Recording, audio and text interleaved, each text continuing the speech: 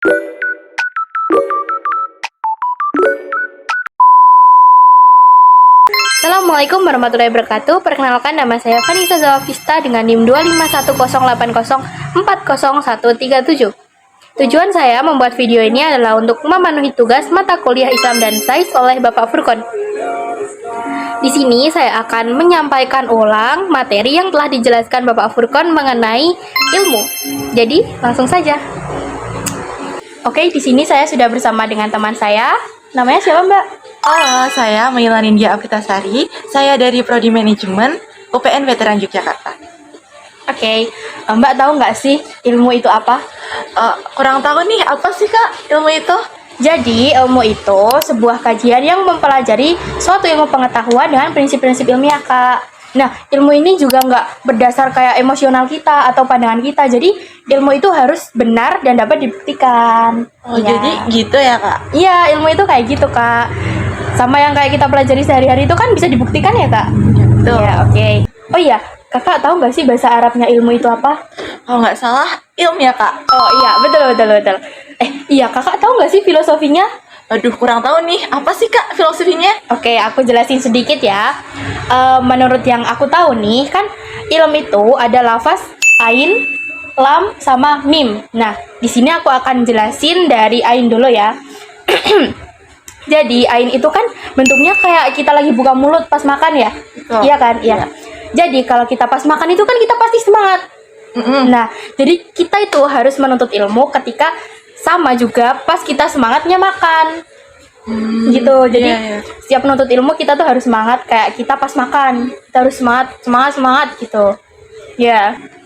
Dan ada hadisnya juga nih Kak. Hadisnya itu berbunyi, bersemangatlah terhadap sesuatu yang bermanfaat bagi kamu. Nah, ilmu itu kan pasti sangat-sangat bermanfaat ya bagi kita. Nah, jadi kita harus tetap semangat. Nah, lafaz yang kedua itu ada lam. Nah, lam itu kan bentuknya kayak ke atas gitu ya. Lam. Nah, ke atas itu ada Allah. Jadi, ilmu itu mutlak dari Allah.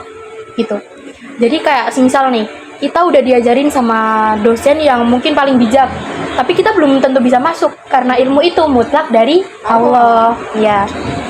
Nah, jadi aku akan menceritakan salah satu kisah yang membuktikan nih Kak bahwa ilmu itu memang mutlak dari Allah.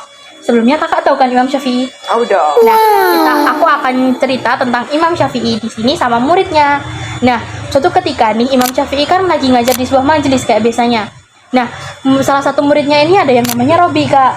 Nah, Robi ini orangnya kayak susah nangkep, lola gitu, loading lah intinya. Nggak nangkep gitu orangnya kan. Nah, udah nih diajarin sama Imam Syafi'i. Satu kali dulu diajarinnya, terus ditanya kan murid-muridnya, kamu udah paham belum? Gitu, udah jawab semua. Kecuali si Robi ini ditanya, kamu udah paham belum nih Robi? Gitu, terus Robi bilang, belum, saya belum paham gitu kan. Nah, akhirnya diajarin lagi. Nah, setelah ke-39 kali diterangkan nih, ditanya lagi nih sama Imam Syafi'i, kamu udah paham belum? Udah. Nah, waktu giliran Robi mau ditanya, Robi malah kabur. Nah, Imam Syafi'i kan tahu nih, waduh, nih anak kabur gara-gara malu apa ya gitu kan mungkin Imam Syafi'i mikirnya. Nah, Imam Syafi'i ini nyusul si Robi, dipanggil lah, Robi sini bentar gitu kan. Nah, akhirnya setelah perbincangan singkat di situ, Imam Syafi'i ini ngebawa Robi ke rumah buat belajar privat nih, berdua doang kan. Nah, padahal kan udah diterangin panjang kali lebar, tapi Imam Syafi'i itu nggak marah sama sekali. Masya Allah banget ya Kak. Semoga kita bisa sabar kayak Imam Syafi'i ya Kak. Amin. Nah, setelah diajarin nih Kak, dari itu habis zuhur sampai mau asar diajarinnya, bayangin tuh ya berapa jam ya, 3-4 jam lah ya. Iya ya segitulah. Ditanya lagi, Robi kamu udah paham belum gitu kan.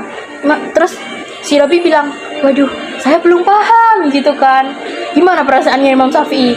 Pasti kan juga sedih ya Kak. Aduh, udah aku ajarin tapi kok nggak paham gitu.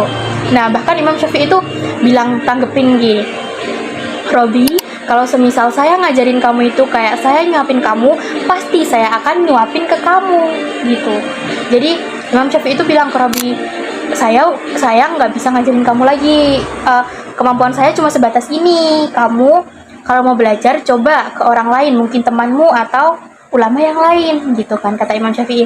Nah, setelah mendengar itu, si Robi itu mulai berdoa nih sama Allah, tawakal gitu kan. Nah, sampai akhirnya si Robi ini bener-bener dapat ilmunya itu, bisa. Jadi dia itu bahkan nih Kak menjadi salah satu imam terbaik gitu loh, sama pemuka hadis si Robi ini, masya Allah kan Kak. Keren banget.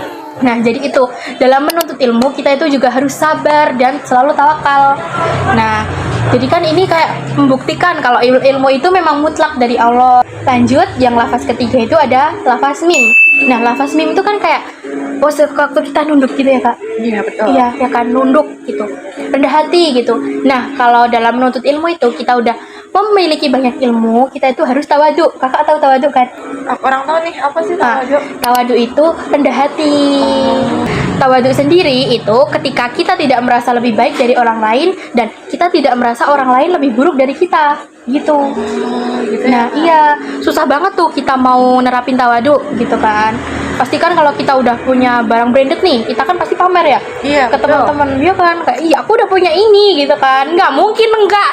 Jadi ini tuh kayak kita itu bener-bener harus memperhatikan si tawadu ini ya Kak, kemanapun kita nggak boleh sombong gitu.